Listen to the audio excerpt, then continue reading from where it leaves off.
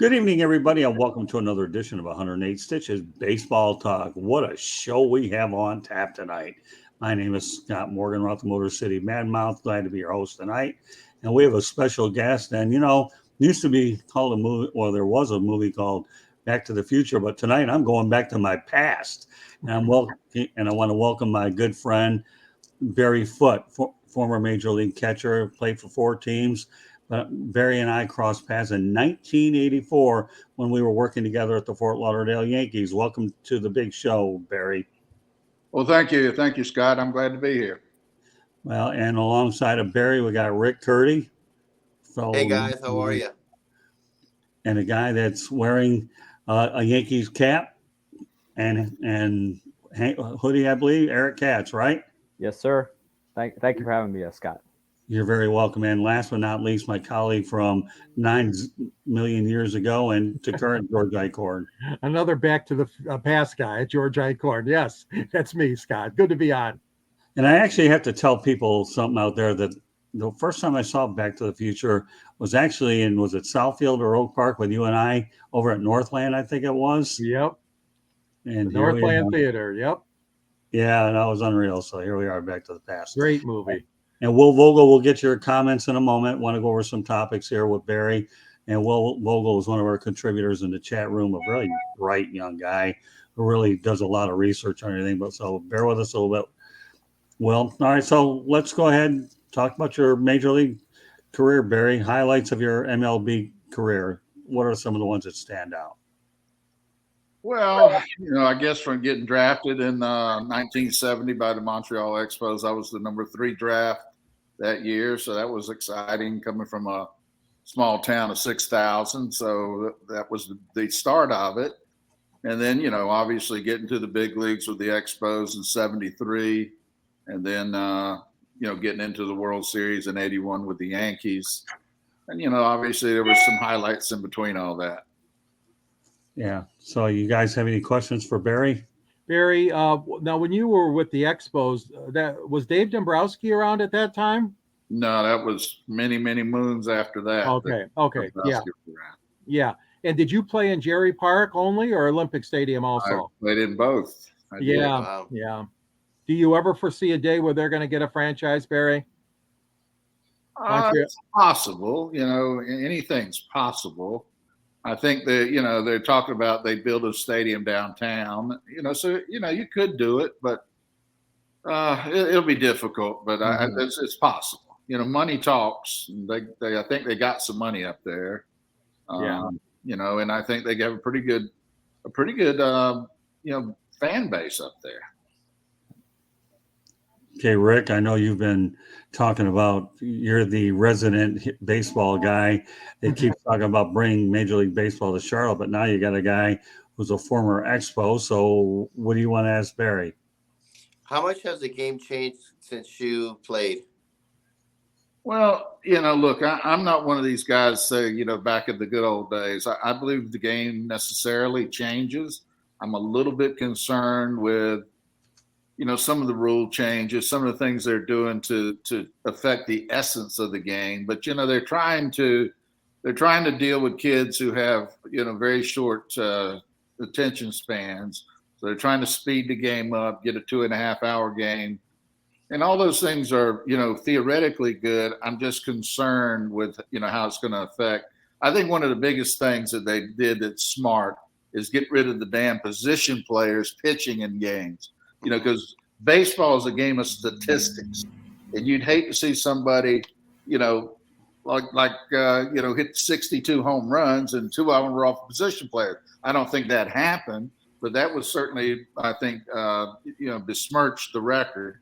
And I'd hate to lose a batting title or a home run title because somebody hit a home run off of a third baseman or you got 2 hits off of a position guy.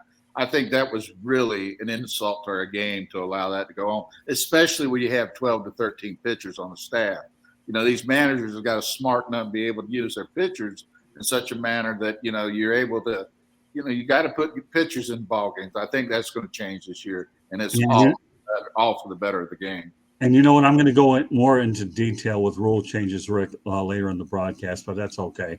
I'm glad you touched on it. We'll elaborate a little bit more. But I know one of the things that's pretty interesting is a Montreal dynamic where, you want to believe that there's going to be a franchise.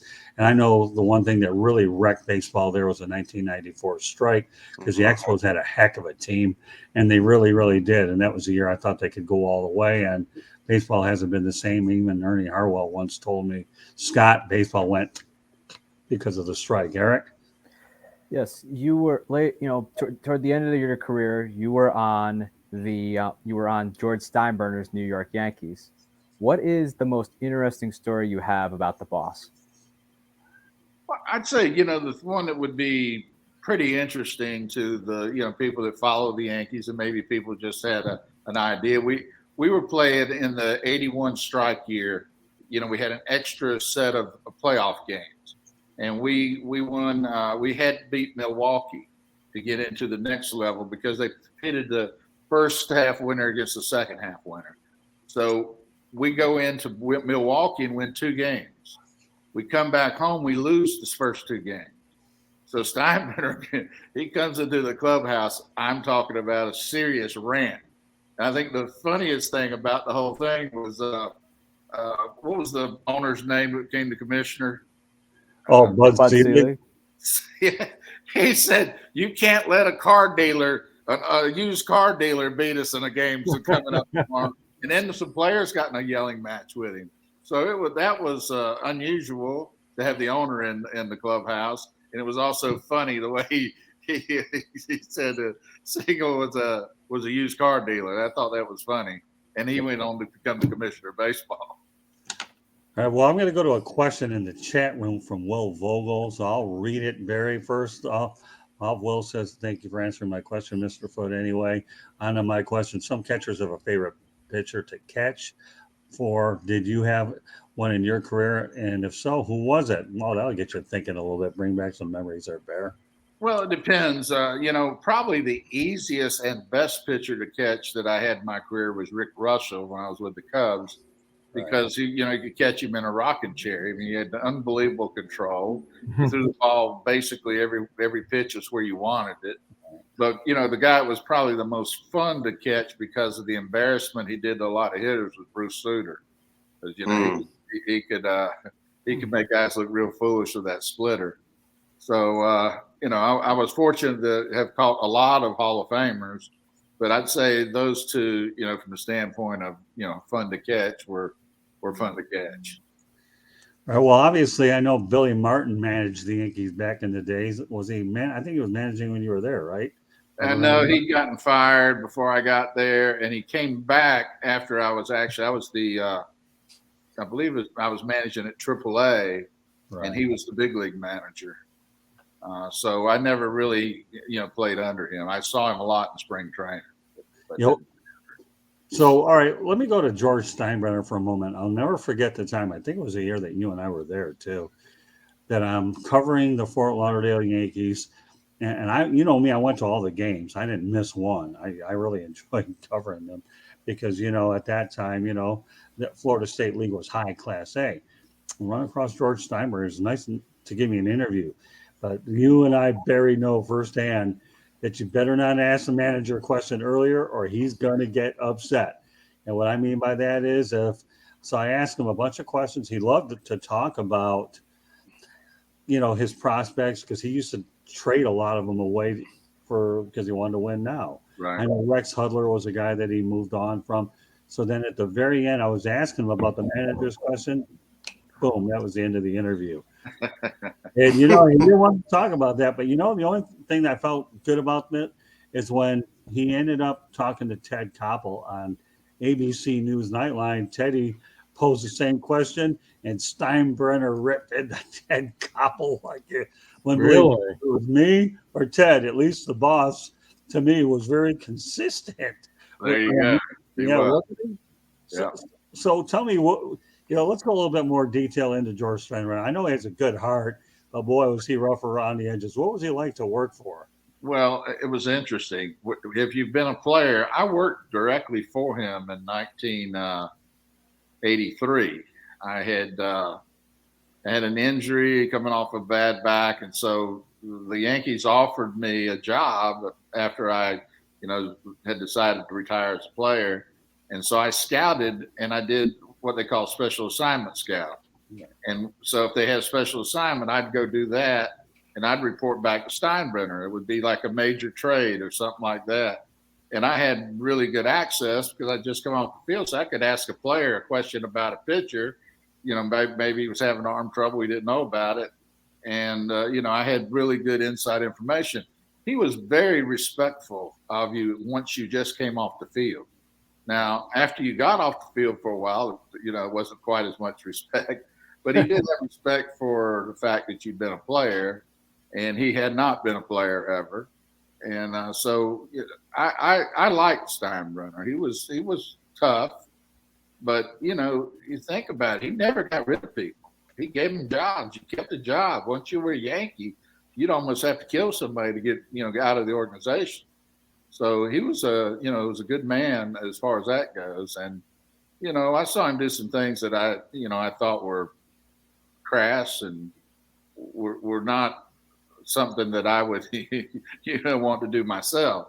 But as far as he was tough but fair, is how I saw it. But it was funny. I'll tell you what was really funny.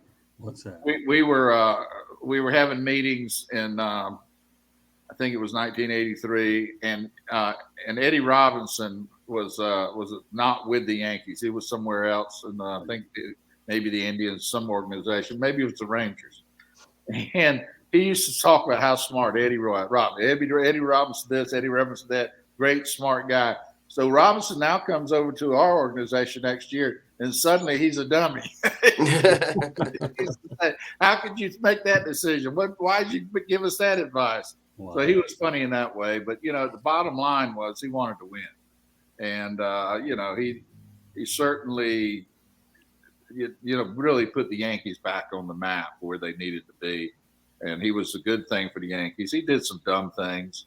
Some things that, probably weren't more as good as you would like to see. But at the end of the day, he wanted to win. And he had a good heart.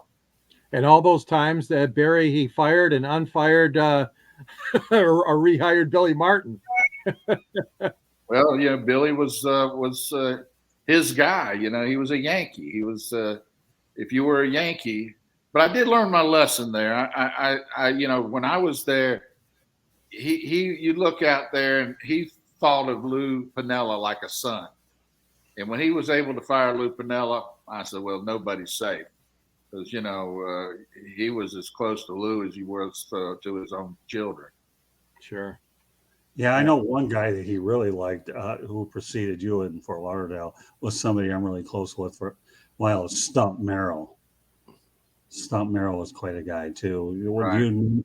Did you get to know Stump very much at all? Not really. I knew him a little bit, obviously, but we were always in different levels all the way through, and then he got up to the big league level. So no, I didn't get to know him a lot, but he was part of that group that came out of Maine, and there was a group of people that came out of Maine, the Butterfields and others that came out of Maine. Yeah, Will Vogel has an interesting question. I know you coach at AAA, so let's get to it. Did you have a favorite player that you coached at AAA, which is Columbus? Well, I had players that I'd been with for 3 years, all the way from A to AA to AAA. Like Orlando Destrada and Orestes Destrada and Dickie Scott. They came with me all the way A, AA, AAA. Lombardi, unfortunately, who's passed away. So there was a group of those kids that I really, really thought a lot of. And because I'd been with some of them as many as 3 seasons. Interesting. All right, so let's talk about life in the minor leagues. I know you were a successful championship manager. After all, I was with you for one of them. So we're going to talk. Let's go back to the 1984 Fort Lauderdale Yankees. You won the title there. And then when you're done, we'll talk about the 87 Myrtle Beach Blue Jays. And you won a title there. By the way, I was working for the Gastonia Rangers. So we'll get over to the Blue Jays in a moment. But let's talk about that Fort Lauderdale Yankees team. What stood out about you during that championship run? Well, I was a rookie manager, so I was learning on the job. I had a good group of kids there. The Yankees had you didn't have problems with Yankee players, with the Yankee minor league players, because Steinbrenner wasn't going to put up with it. So it was easy to get along with these kids. They were good kids. They were, we didn't have a great deal of super prospects. We had a handful of guys that did get to the big leagues off of that team, but they were good, hard-nosed kids that played well at the minor league level. All right, I should let everybody know that 108 Stitches Baseball Talk can be heard on iHeartRadio, Apple, Spotify, Google, or wherever you get your podcasts. Please hit the red subscribe button on YouTube, South Florida Tribune. We're striving for 1,000 subscribers. Please like it, share it, okay, to your friends and family. Also, want to be a guest? No problem. Send your topic ideas to southfloridatribune@gmail.com. If you want to advertise, call 954-304-4941. We are live on Facebook, LinkedIn, Twitter, and YouTube. So that's how you can find us. All right. So let's go back to, you talked about the Fort Lauderdale Yankees a little. Anything else that stands out about it? I mean, the one thing at least you can say about that situation was in the Florida State League, the ballparks are built to a point where you were able to evaluate prospects fairly based on the actual dimensions, because they're the same ones used in spring training. Yeah, that's true. I don't know that necessarily means a whole lot. I mean, you're going to evaluate players based on a lot of things, and the ballpark really doesn't have a major effect on that evaluation. But yeah, it was just a good group of kids. It was tough for us to win that. We played Tampa in the championship round and ended up playing the final game in Tampa. Yeah. And we actually had to come back to win that game. And, it was exciting. It was fun. Probably as much fun as I ever had in a single season in my career, including big leagues. Well, geez, you're a rookie manager. You win the whole thing. Did you ever think it'd be that easy to win a championship? I was more disappointed when I didn't win championships. I felt like we were going to have a good chance of winning championships every year. But, it really is dependent on how they move your players around. We were fortunate in AA and AA that, we had good players. We had good pitching. That's really the key. And, so in AAA, my year in AAA, we struggled, but we moved guys up and down all the time. And that's a tough level to manage. I'd say it's the toughest of all of them. Oh, I believe that. So, all right, let's go to Myrtle Beach. The Blue Jays, you won a title there. I was working with the Gastonia Rangers at the time. All we did was lose 90-some games anyways and develop a lot of prospects. Still mind boggles me, but we addressed prior. Our team had Dean Palmer, Sammysosa, Juangonzalez, and boy, did we lose a lot of games. So why don't you explain the dynamic of how that all played out? We had the prospects, you had the hardware. Well, if you look at that and you see those players develop and got to the big leagues and really were superior big league players, you may look at it and say the season was a very strong success and not a failure, because at the end of the day, you're there to develop players, and they did develop the players. I'm sure it took them a little bit longer to get to the big leagues from that level because they were all kids. I think Sosa might have been 17 or 18 years old at that level. Gonzalez couldn't have been much older. So they were all, very young. And, I'm sure that the next couple of years, they really threw up big numbers. And obviously at the big league level, they really were superior ball players. Yeah, I remember Sammy. We were actually pretty good friends on that team. In fact, he gave the owner a hard time with one game left. She didn't want to put no dirt out there. Her name was Nina Farnsworth. I don't mind mentioning it because she can't sue me because she's kind of like dead. But anyways, but what the reality is, Sammy, what a great sense of humor. Nina, you cheap. Nina, you cheap. And then I ended up catching up with him when he was at Chicago Cubs. And I had to pull teeth to get that one-on-one, but I got it done. And he remembered me. Then, of course, I could just interject. Dean Palmer, of course, became a Detroit Tiger after he left the Texas Rangers, and very well liked on the Tiger team, and it's such a professional. What a gentleman he was, Dean Palmer. Yeah, I caught up with Dean, and not only that, Juan Gonzalez didn't want to take Mike Ilitch's money. Yeah. I forgot about that story. You're right, Scott. We had the Tigers. He was Juan gone. Yeah. All right. Well, okay. We've gone on from the minor leagues. So, all right, Barry, let's talk about the World Baseball Classic. Max Scherzer thinks it should be played in the middle of the season. And also, the Detroit Tigers signed a Nicaraguan prospect after he struck out 3-star hitters. What's your take on the World Baseball Classic? Let's start off with Max Scherzer. Should it be played in the middle of the year? I think it's very difficult to really, decide who's the best team when you're playing with pitchers that aren't ready to really pitch. I think that's bad. I was talking to my son about it. Dad said that they might all actually be better off to go get the best college pitching prospects and let them come in and pitch because they're more in shape than these guys that are trying to get in shape. So right. I think that's the worst part of it. But I don't know how you're going to do it in the middle of the season either. I mean, if you want to have a true international championship, it's probably going to have to be at the end of the year. You'd have to make some adjustments and have the season go a little shorter. It's all about money. I don't see them doing it, but it would be very difficult to do it in the middle of the season. When really the championship is what your whole focus is the whole year. And now you get in the middle of the year and everybody gets out of there, going forward. And now you got this, this tournament thing going on.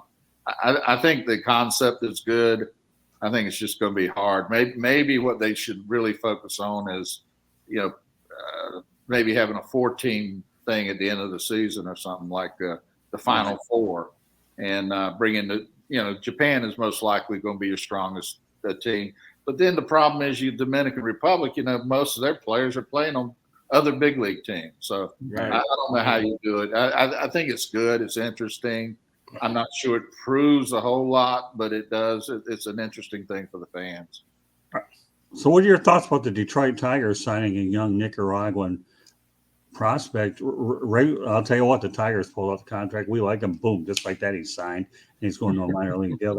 I think that's probably the most interesting story, that all these young guys here from different countries are actually playing. And if they look good enough, what's to stop a scout from going ahead and making them know a contract? That's a pretty interesting way to get. Well, I'd like to see if I'd be shocked if they didn't already have a scouting report on the guy. I don't think they just saw him that one, saw 3 at bats and said, "Oh, let's sign him." I'm sure they must have seen him somewhere along the way. And but it's good for the game. It's a good story. It's good for everybody to talk about. But it's hard not to be seen or known. Although Nicaragua is a little bit different than the other Latin countries. But I think it's good. I think it's good he's signed. I mean, it'll be interesting to see if he can actually pitch. And the other thing is the Tigers have been lacking in their international wherewithal. I mean, they have not been aggressive in the international market as far as signing kids. So, the people in Detroit are kind of surprised, and because they did it, they pulled it off. But that being said, let's hope the kid has a good future ahead of him. Here in Detroit, we need all the help we can get. Well, unfortunately, and I like the player very much. He's a Hall of Famer, but what happens is you get stuck with a Cabrera, who you've got to pay huge money for when his big numbers are behind him. But you got to honor the fact that he's a guy you're going to have to pay and play. That's why it's so hard to play. In the non-steroid era, it's hard to pay these guys huge dollars from 36 to 42. And in those years, you're going to be one out of 100 or 200 or 300 guys that are actually going to be productive in those out years of those long-term contracts. That's not to say he shouldn't have gotten all the money he did get, but man, when you got a guy on the payroll for 30 to 40 million, you got to play him, you got to keep him, and he's non-productive. And what do you do with it? You can't release him. It makes you look awful. And he's done a good job for the organization. So it's just a good example. It's going to be interesting to see how some of these other new contracts work out, where they're paying these guys huge money from age 36 to 40 to 42. Well, you know what? That's a great segue, Barry. Okay, and that was leading to my next topic. Anyways, we know that Miguel Cabrera is retiring this year. Some thoughts of his career: Triple Crown winner, does win a World Series with, albeit the Florida Marlins, and went to Tigers. But when you think about Miggy, he knew how to have fun. and obviously the heck of a talented player, with the exception of the back end, like you just alluded to, Barry, paying a little bit more. But nevertheless, he's now a role model and leader. So why don't you give me your thoughts about Miguel Cabrera as a whole? Well, I mean, obviously he's a first ballot Hall of Famer. He was, one of the premier, probably you look back at his career, all time, he might be one of the top 10 right-handed hitters of all time, just because he hit for power and for average. Right. So yeah, he was a great player, and there's no question about it. And fortunately for him, he was with an owner that was willing to spend a lot of money back when that was a big contract, back when he signed that long-term deal. Right. But I have no issues with it, him. And the good thing about it, he did stay with the Tigers. I think these guys that are stars with the team and then they sign a long-term contract with somebody else, especially if they're like, I think Pujols made an awful mistake going out to California. Oh, yeah. He got a few more $1 million, but to what end? I mean, it's going to be more money than his next 2 or 3 generations could spend. And he could have had those down years in St. Louis, and they still build a statue for him. I think I'm glad to see a guy like the guy with the Yankees go ahead and sign long term. He'll be there for his whole career. I'm glad to see that. I hope when Trout comes up again. Well, I don't even know how old he'll be at that time. I don't know how to remember exactly how far his contract goes. I mean, it's a shame that we don't on the East Coast get a chance to see him play much. But I'd like to see these guys that are the real superstars of the team stay there, because they're going to make incredible money. And I think in retrospect, for most of them, if they look back at it, a few $1 million more, it's just not worth being idolized by your fans. No matter how you do, they're going to be behind you. Whereas I'm sure in California, a lot of people we're wondering what in the world Pujols doing out here now, because he was not productive. Although it's a bit amazing, when he did leave there, he in the position he was put in, it was pretty productive. With the Dodgers and others and the Cardinals. So it was good to see him end on a high note. Oh, no doubt about it. Albert Pujols, again, another first ballot Hall of Famer, and Aaron Judge. I'm glad he stayed with the Yankees for sure. So, Rick and Eric, do you have any questions that you want to ask pertaining to Cabrera at all? Yeah, when you think of Miguel Cabrera, obviously the Triple Crown and MVPs, numerous All-Star games and whatever. Like, where do you consider? I know he went to a couple of championships in Detroit, and he won his championship very young with the Marlins. What do you consider him more as, a Marlin or a Tiger? Well, I think for me, he's a Tiger. He was there, I think, the longest of his career. I actually saw that World Series that they beat the Yankees, and he was he was a prominent piece of that, even though he was only 19 or 20 years old. Right. So yeah, I think he's a Tiger. Oh, we do too. Rick? Yeah. Anything you want to add, Rick? So with Miguel Cabrera as a Tiger, do you think they'll have a statue in Detroit for him and join the likes of like Al Kaline and Ty Cobb as one of the greatest Tigers of all time? Well, I think he's undoubtedly one of the greatest, because there again he's probably one of the greatest right-handed hitters of all time. So he from an offensive standpoint, obviously he was never a great defensive player, but he got paid to hit, and he did that very well for a long time. Okay, well, let's go on to the rule changes. I know Rick touched on it earlier. Now we're going to get more specific. I'll go ahead and list each and every one, Barry, and then you can tell me what you think. The pitch clock, is that good or bad? Conceptually good, but it's going to be taken advantage of, as you already see Scherzer and others taking advantage of it. I think it's conceptually a good thing, but it's going to probably have to be tweaked. Okay, the ghost runner, I hate that one. Tom Gage is on that's another one of those. I'll be honest with you, from the standpoint of just purely as a fan, I don't mind it, but from the standpoint of being, old school baseball, it's just, it doesn't seem right, doesn't feel right. I think it kind of takes away part of how the game is, the classic nature of the game. Yeah, that's what Tom Gage mentioned last night. Let's talk about the larger bases. I don't know why you need them, but if that makes reduces some injuries or whatever, I don't think that's a big deal. I look at those bases; they look like a bunch of pizza boxes. As far as I'm concerned. I don't get some of that, but Yeah. Well, aren't they trying to increase stealing too? Well, they're trying to emphasize more speed. Well, yeah, with the non-throw, you can only throw over one. See, there's another thing. You got the base stealing stuff. So Scherzer, for instance, I watched the thing on him. He's got a process where he'll hold, and by that time now the hitter calls timeout. Right? He's allowed one timeout per at bat. So now he comes back up. He's got 2 strikes on the hitter. He holds another time for 20 seconds. The hitter's all screwed up by now, and then he makes the pitch. So he's taking advantage of that, and so he's smart. He's a veteran guy. He mentally he can handle that kind of stuff.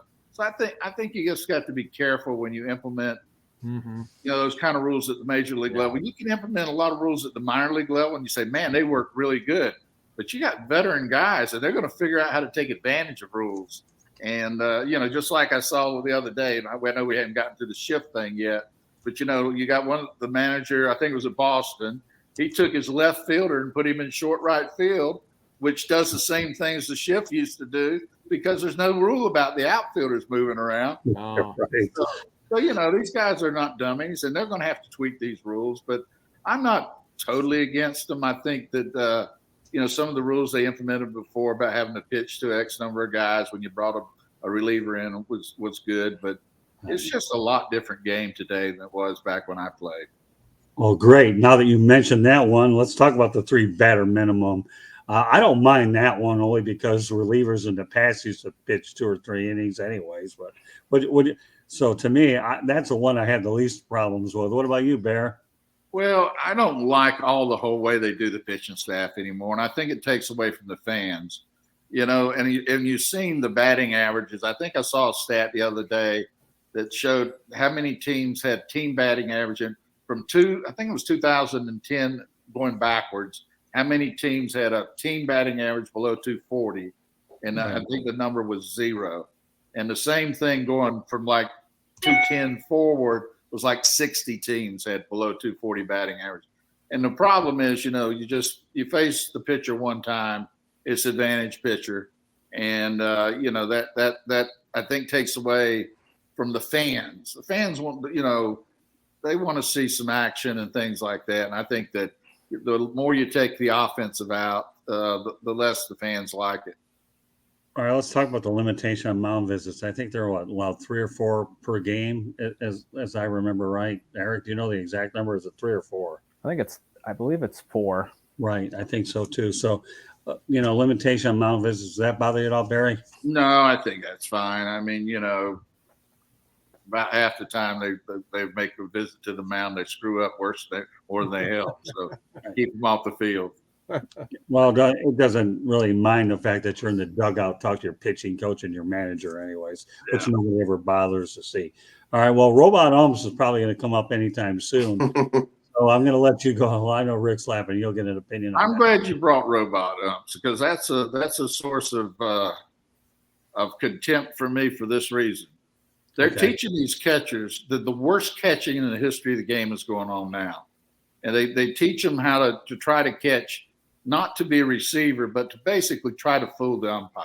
Try to do this framing crap they try to teach. And what it's doing is teaching a lot of bad catching.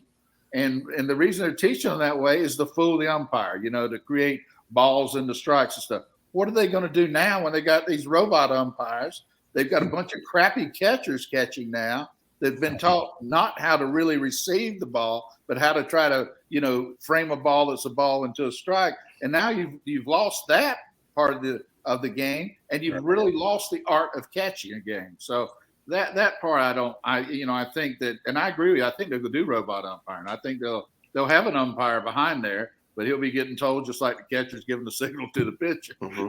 That's a ball. That's a strike. Well, I know that when we were working together, I told you that I was a catcher and playing ball as a kid.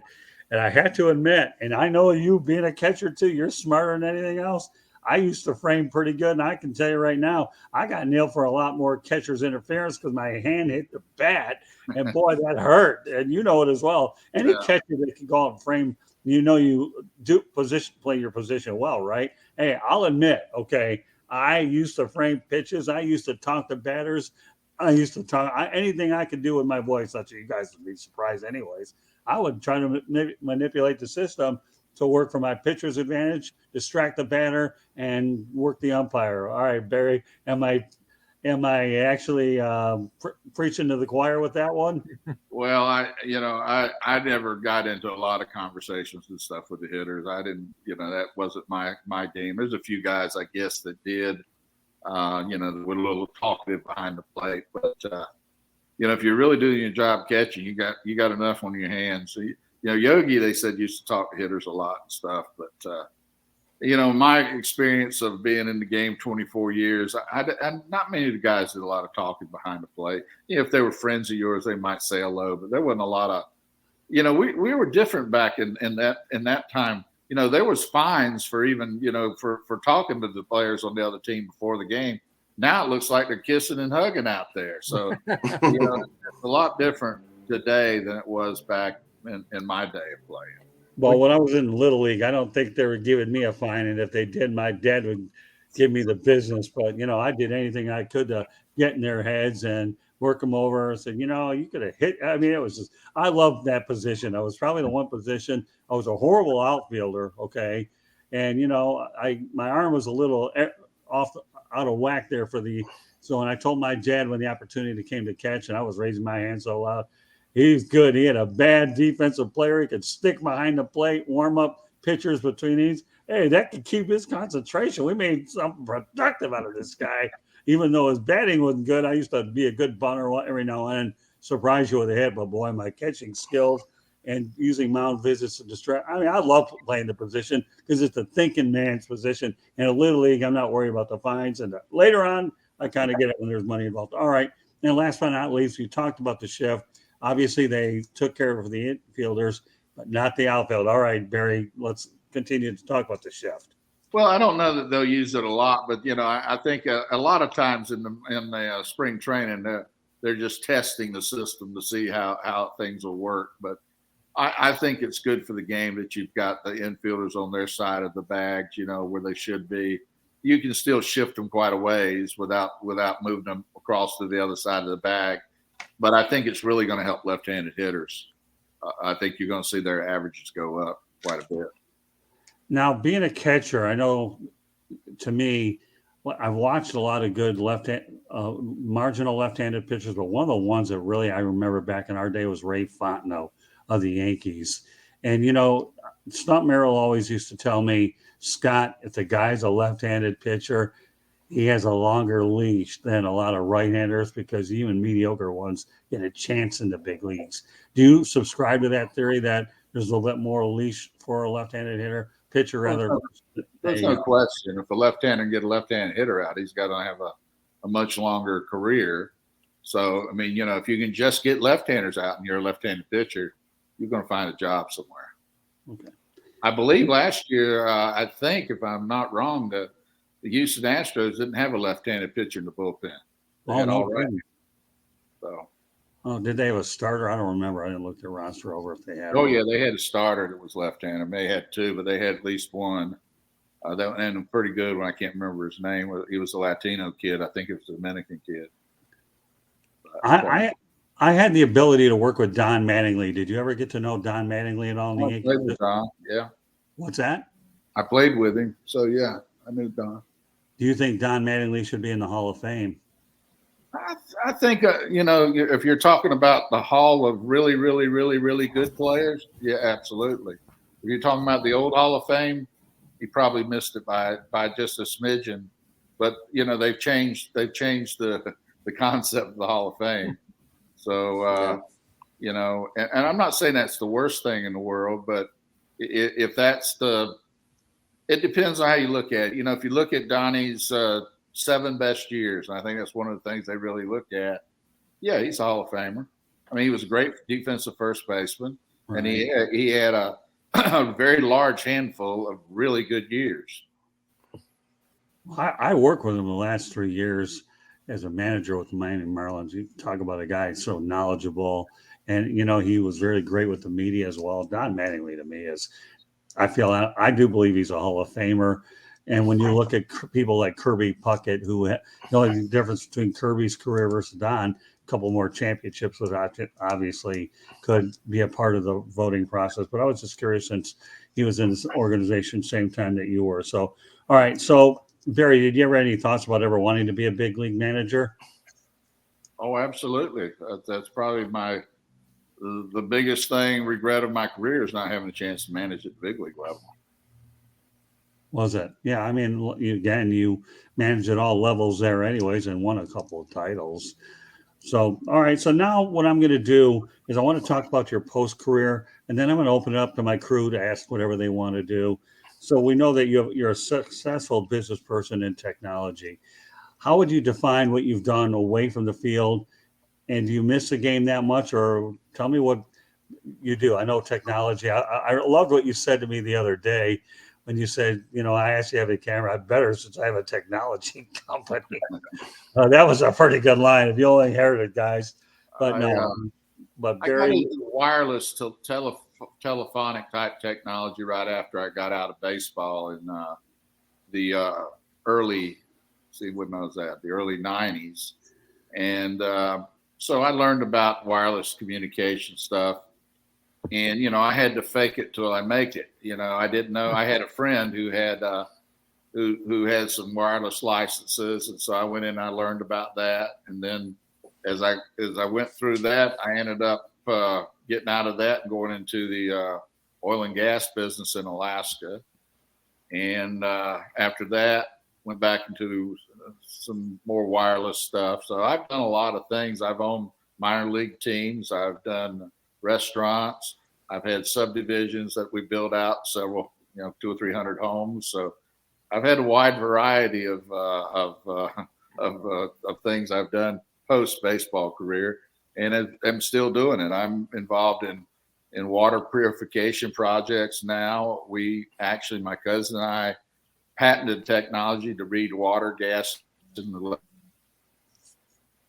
so I things that have been interesting to me, and I continue to do that. And I guess I thought I was retired, but I guess I'm not. I'm supposed to be retired, but I sit on a couple board of directors for one company in Canada and one here in Raleigh, North Carolina. The Canadian company we do robotics and drone stuff and meter reading. And the one down in North Carolina that I work with my doctor buddy is we've actually developed a technology that will measure whether you've had a concussion or not, and do it with a visor type device that you put on, and then it measures before and after. It'll give you a before measurement of your brain and brain activity. And then if you have an injury like your quarterback down in Miami had this past year, you wouldn't have to wait for a doctor to give you an opinion. This device will actually give you a concise opinion without a doctor having to, put his, coin flip opinion on. so, all right, Barry, I know we've talked about the Montreal Expos, but now you got me curious about a couple of things. Question number one, what minor league teams have you owned? Well, I helped develop the Carolina Mudcats, and we owned it at the same time the Greensboro Hornets. And I did another team in Sumter, South Carolina with a friend of mine. So that was many, many moons ago. So I'd say the major one that I really helped develop was the Carolina Mudcats. Oh, and then you also Greensboro Hornets, which again, I know Don Mattingly played there. So, Yep. All right, I know this is one of Rick Curry's favorite subjects. So we talked about Montreal possibly getting a team if they can ever get a stadium built over there. Tell me in your mind the top 3 or 4 cities that you think would be in line for potential expansion. Well, I'd like to see a team in North Carolina. I know Charlotte would be the first one to come to mind because they're a population center, but the Raleigh-Durham area would be an outside chance of that. Probably population might not support it, but we do have hockey here, and they actually do pretty well. They've had some rough patches from the standpoint their support. But now they're a big deal here. My grandson's 5 years old. They don't miss a game. I think Nashville's almost a certainty to get a team. That's a dynamic city that's continued to grow. And I could be missing one or two. What about Las Vegas, Barry? Well, Vegas obviously is probably one that will be in the mix. Gambling used to be such a no-no. Now baseball's basically become a gambling game too. They with a wink and a nod, they're allowing the gambling to come in, not from the player standpoint, but they put out enough information, for the gamblers now to be able to gamble on it. And I think even the MLB website kind of has something that make you think about the gambling part of the game. All right, well, and obviously, I think Vegas is going to end up getting the Oakland A's. I know another city that they've talked about is Portland.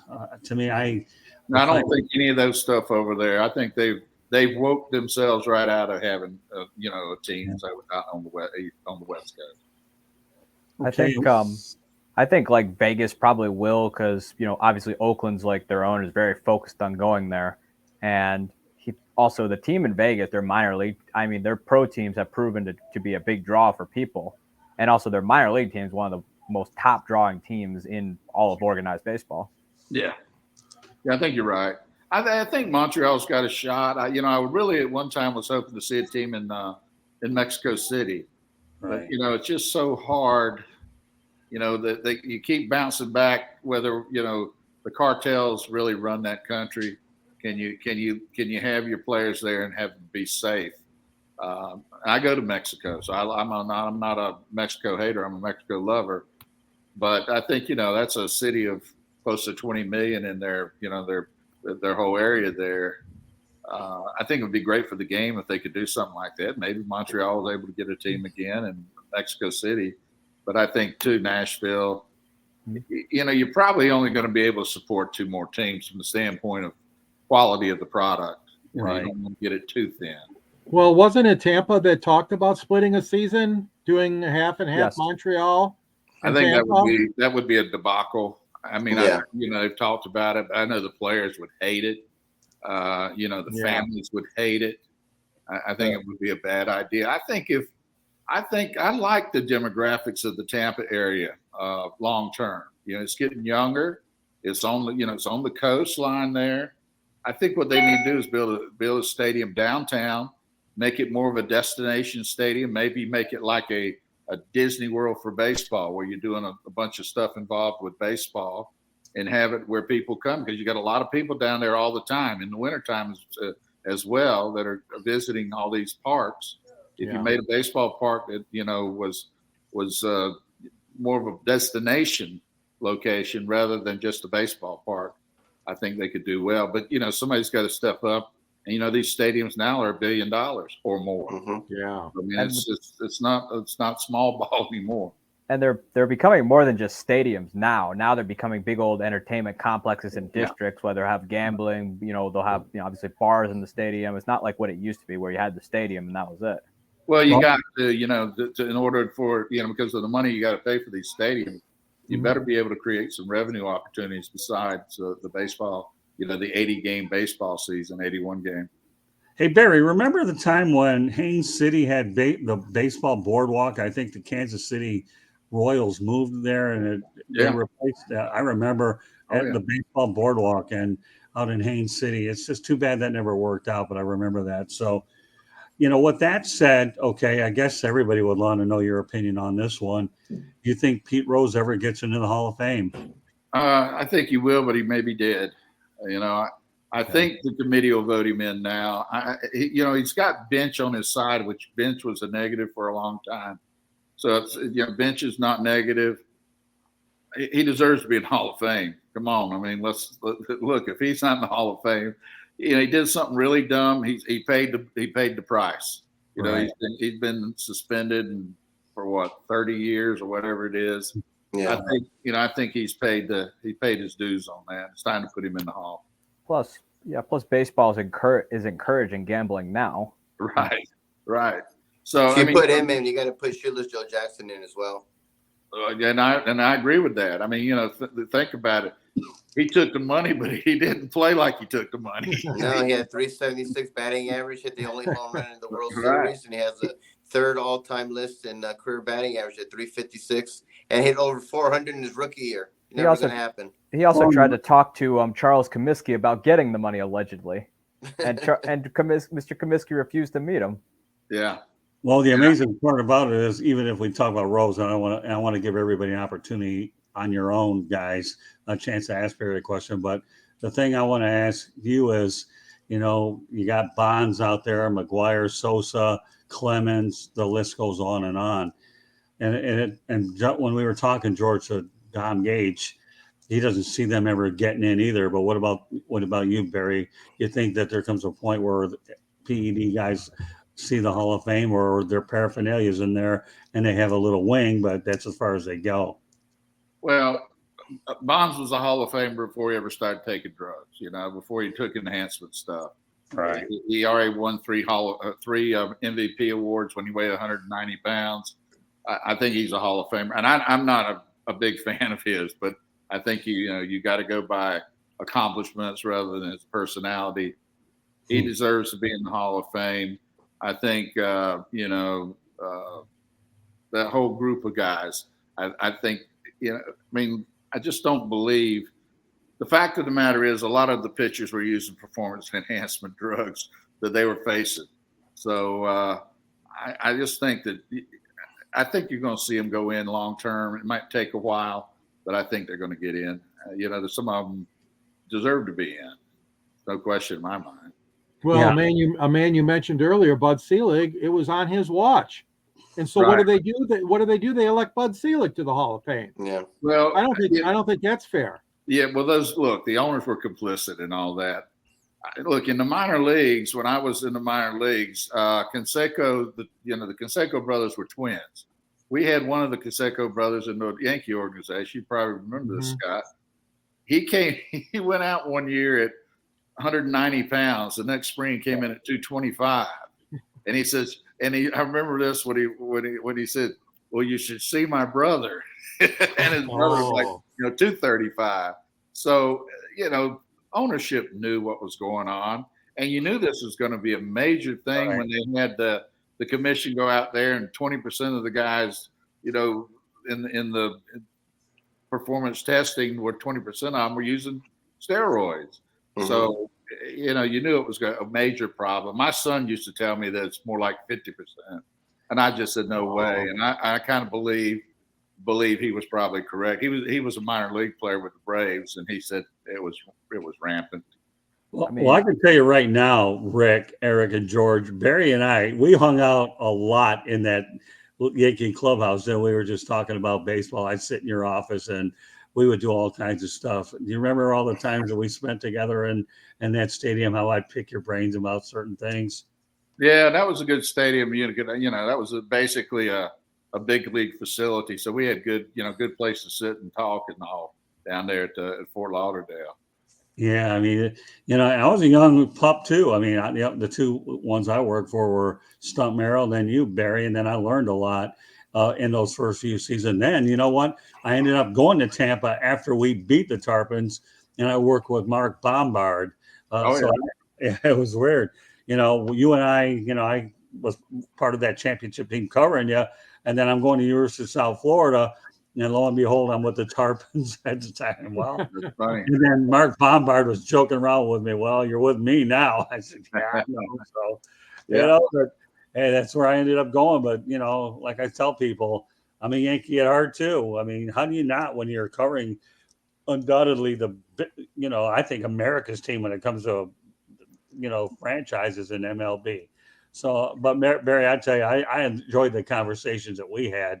I would talk to you a little bit about strategy, players. We talked about everything. Right. You guys would understand that Barry and I were pretty much inseparable there, after the game before. It was just a whole lot of fun covering minor league ball. So, all right, what I'm going to do now is I'm going to give each and every one of you an opportunity to ask Barry your own question. And when we do that, you get a little bit more depth about what we're talking about. So, once again, this is 108 Stitches Baseball Talk. My name is Scott Morgan, Roth, your host. Pleased to be joined by my good friend, Barry Foote, longtime Major League Baseball player as well as coach and all that. So he's kind enough to join us here tonight on 108 Stitches Baseball Talk. But before I go ahead and turn it over to my guys, I just want to let everybody know again, I probably won't have a chance to do it later anyhow, so let's do it now. The 108 Stitches Baseball Talk can be heard on iHeartRadio, Apple, Spotify, Google, or wherever you get your podcasts. So whether you're walking your dog, whether you're driving, catch us that way. Please hit the red subscribe button on YouTube, South Florida Tribune. We're striving for 1,000 subscribers. That's all.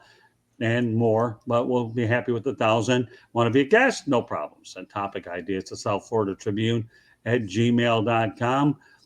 And if you want to advertise, call me at 954-304-4941.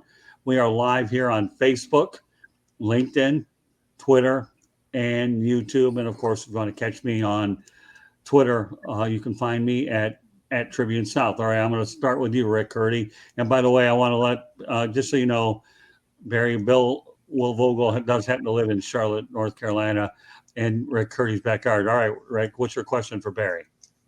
Well, for many, many years, as Scott knows, I've always wanted to see Fred McGriff in the Hall of Fame. He finally got in. Now, my next question, I think Billy Martin deserves to be in the Hall of Fame. How do you feel about that? I could see the argument for it, and I also, having been a big leaguer, could understand how you could make an argument against it.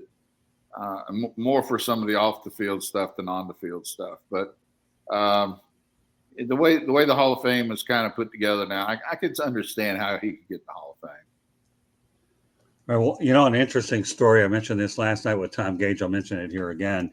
I remember when the day Billy Martin was killed on Christmas Day was the same day I tore my ankle in a skiing accident up in Magic Mountain in Vermont.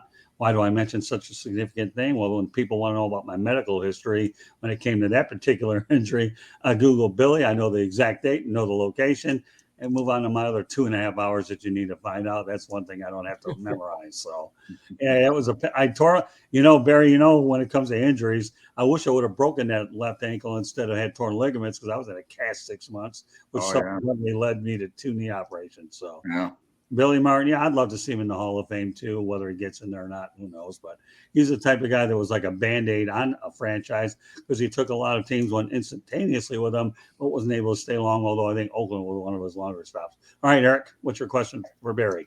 Yep. During the 81 season, the strike year, in the beginning of that year, you cracked 5 home runs in 7 games during that time. Do you ever wonder, what if, in case let's just say the strike never happens? Do you wonder what would have happened had you been able to keep up that momentum? Well, obviously that momentum would have been extremely good, but it was being with the Yankees, I met them on the road, and I hit all those home runs on the road. 5 in the first 7 games I played, so that was good because the Yankee fans could be tough, and it was good to come into Yankee Stadium with some success. In fact, it was funny. I hit my home run my first at bat with the Yankees, and that meant that I hit a home run before Winfield hit his first home run. He actually hit his first home run that same game, but after I did, he was making several $1 million contract at that time. So I laughed at him about that. I said, "Hey, big boy, you better step up. You can't let this guy come in there and hit the home runs when you're the one that's supposed to be carrying us here." So Barry, who's your manager in 81? At that time, it was Stick Michael. Michael. Yeah. Gene Michael. Gene Michael was the manager, and then he ended up getting fired. I don't know if Clyde King came in interim, but Lemon ended up being the manager in the World Series. Bob Lemon. But Gene Michael, I know the one thing, I don't know if you ever talked to George Steinbrenner, but do you think one of his biggest regrets was letting Dick Hauser go after he won that many games? Yeah, I don't know. I never heard that ever talked about. So okay. I don't know. Well, we all know that Dick had a heck of a career with the Royals, and I know his numbers retired at Florida State as well as Kansas City. All right, George, what's your question to Barry? Well, Barry, we've talked about the haves and the have-nots, the mid-market to the lower market cities, and I know Rick and Eric and Scott and I have had this discussion. You know, you got teams like Oakland and Tampa, Minnesota, Detroit, Milwaukee. I mean, how are these teams going to compete without a salary cap, Barry? That we don't have that kind of money. We did, but he's dead now. His name was Michael Ilitch, and his son, trust me, will not spend that money in Detroit. So we're stuck here now with a team that's trying to rebuild. Do you ever see a day when we would have any kind of cap or any kind of equality among these team owners? Well, you know, you could possibly have it, but it would have to be associated with a guarantee of how much these players will be able to share. You know, baseball, a lot of people don't realize this, of the three major sports, their total salaries compared to total revenue is the lowest of the three sports. You know, the other two major sports, they basically almost do a 50-50 split. It's very close to 50-50. Baseball's at about 42%. So, you know, if they bump that up, but, you know, you're going to have a hard time. You know, you got a guy like with the Mets now who has unlimited budget, evidently, and the Dodgers have an unlimited budget. The Yankees, you know, are not like that anymore. They spend when they have to spend, although, you know, they spend a bunch on a pitcher, they spend a bunch on an outfielder. Yeah. I don't know. I mean, I'm never a believer in salary caps I was a player rep when I was a player. So, but it's changed. There's a lot of money. I think if you got to a point where, you know, you did revenue share and you did everything and try to equal the field a little bit, but, you know, the halves are going to be hard to deal with. You know, the Yankees, big market teams are going to be hard for them to give up their advantage, and their advantage is, you know, but in the same vein, Tampa's shown that you can compete if you're smart. And so, you know, I think a lot of these teams just got to get smarter. But it is hard when you think about, you know, the Mets. What are they going to have, a $350 million payroll or something this year? I mean, it gets a little crazy. Yeah, well, when you got Steve Cohen, who figures he can spend basically interest money off on these players, what do you expect? That's why another tier when it came, we call it the Steve Cohen tag. So, well, I think it's good for baseball because the Yankees are going to compete, you know, against him. So they'll end up spending some money as well. Well, all right. I'm curious now, and I didn't ask Tom Gage this, but I'm going to ask you, what are your thoughts about interleague play? Well, I can see it from the standpoint of the fans want to see teams they don't get a chance to see. But, you know, it was good to have, you know, to not have interleague play. But I get it. I mean, I see why it makes sense to have interleague play. You get to see teams that you've never seen before.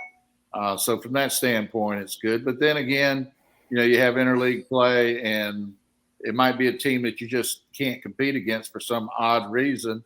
And you end up losing your division by a game. Would have been probably better to play those games against your own division or something. But I don't have a real issue with it. I think, you know, baseball is for the fans at the end of the day. And if they get a chance to the other teams, that's probably a good thing. That's Yeah, and my last question, actually, and there is a last question, it's the universal designated hitter for both leagues. Any thoughts about that?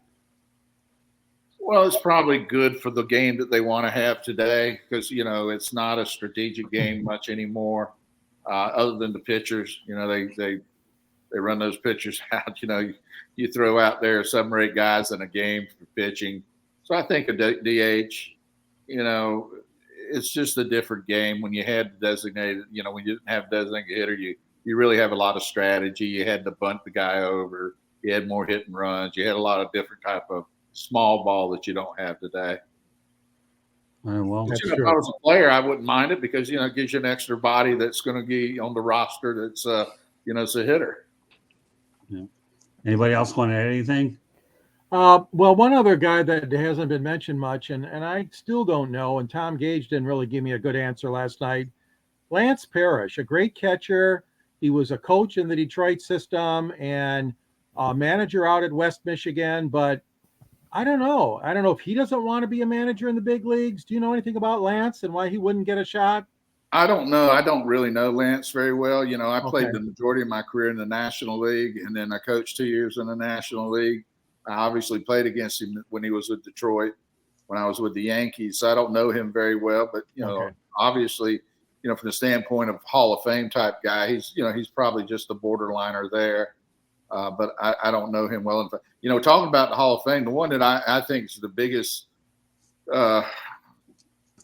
mistake so far is Andruw Jones. I mean, he should be in the Hall of Fame. You're talking about a center fielder who hit 400 home runs and is arguably statistically the best defensive center fielder of all time, if not the best, easily in the top 5, and hit 400 home runs, and he can't get into the Hall of Fame. He'll be voted in one day, but it's just, to me, that never has made sense to me at all. Yeah, I think Dave Parker and Dale Murphy can punch their ticket down the line, hopefully through the veterans. Possibly. Yeah, I think Murphy maybe more so. Although, and Parker was a superstar player. You didn't want to see him come up there in game-winning situations. Same with Murphy. So, they're both certainly quality guys. Well, I think Jeff Kent, there's another guy. I mean, how's he, the writers don't like him because he's has a crappy personality, but statistically, he should be a Hall of Famer. Oh, I agree. We got one in Detroit, Lou Whitaker, the second baseman. Whitaker, I'll tell you the truth about Whitaker. I was playing against him. I thought he and Trammell were very, when I see they got in the Hall of Fame, and one did, one didn't, I thought they were both borderline Hall of Famers. But I could see the argument for Whitaker, just like the argument for Trammell. Right. Trammell obviously got in. And, it'll be interesting to see what the Veterans Committee does with Whitaker long term. Are there any guys in today's game that you could see getting into the Hall? Well, I mean, Trout's already got the numbers to be a Hall of Famer. A lot of these guys, it just depends on how they finish up. Scherzer, Hall of Famer. Verlander, Hall of Famer. There's a good handful of guys that are going to be Hall of Famers. Basically, look at the teams that win World Series, and you're going to see 2 or 3 Hall of Famers on those teams. I mean, it's just the nature of the business. Well, you got Hall of Famers. Well, no show would be complete if I didn't bring up Mickey Lolich for crying out loud. Here's a guy who, to me, won 3 games in the 68 World Series, ate up a lot of innings, a lot of complete games. I know Tom has been a lot of strikeouts. Yeah. So, I mean, we'll wrap it up with the Lolich thing. So what do you think about Mickey? Well, I saw him at the end, more of the end of his career when he was with the Mets. Yeah. So I didn't get to see him a lot, but you guys would know better than me. I think a lot of these borderline pitchers are going to have a little bit of different look at him because, we're not going to get any more 300 game winners. That's over with. So, it'll be 200 game winners will be the next plateau. And I think that's where you're going to see most of these new Hall of Famers going to be in that 200 to 250 range. So, guys like, and, that's where Tommy John might sneak in, because he had a lengthy career and, he's got an operation named after him. So, Yeah. And, Jim Cott got in finally. Yes. Yes. Should have been a long time ago. Cott Michigan. and John were similar. Well, folks, it's back to the past with Barry Foote, the manager I work with, 1984 Fort Lauderdale Yankees, and beat me in 87 when I was working with the Gastonia Rangers. Oh, my goodness. But, the biggest winner out of this is myself, because Barry's been a good buddy of mine for a lot of years. And I'll tell you, it's great to be reunited here with you tonight, Barry, with a great crew here. These are my core people anyways. I want to make sure I brought you on with these guys. I'm so glad to have you back on, and I'm looking forward to you getting a Lauderdale or me getting a North Carolina or whatever comes first. We are going to get together before this is all said and done. I hope that we'll pull it off sooner than later. But Barry, it's so great to have you on, and I am sure the crew probably has enjoyed. Oh, thank you. Opportunity to interact with you as well. Yes, very much so. Yeah, nice meeting you guys, and maybe when I'm really upset over something that's going on in baseball, I'll shoot you a text. So let me get on here and complain a little bit. Well, you know what, Barry? I'm going to tell you right now, okay? You and I, we text a lot back and forth. You can come on anytime you want. You can come on with 15 minutes notice for all I care, and I will make sure you get on here.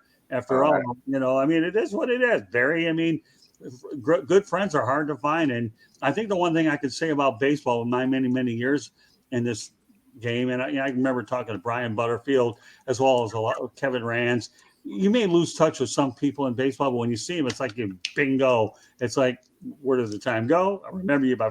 That's just the kind of sport for a lot of people in baseball. The memories and the friendships you gain, to me, are just off the charts. Hey, come on, Barry. You know, how many times have I told you got an open invite to come on here, and I'll reiterate what I said until I can't stop talking, although a lot of people don't see that happen anytime soon anyways, but whatever. So with that, I appreciate it, Scott. And I look forward to doing it again and seeing you in person somewhere down the road here soon. So Barry, can you let everybody know how they can get a hold of you if you want to? And then we'll go around the horn one last time and we'll be all ready to wrap up. Is there any way you want to get a hold of you? My email address is bcfoote, just like you spell my name, BCFFOOTE @AOL.com. I've had that for 30 years and I keep it. So that's how you can get hold of me. That sounds good. All right, we'll go around the horn one real quick before we wrap her up. Rick, go ahead and let everybody know they can get a hold of you.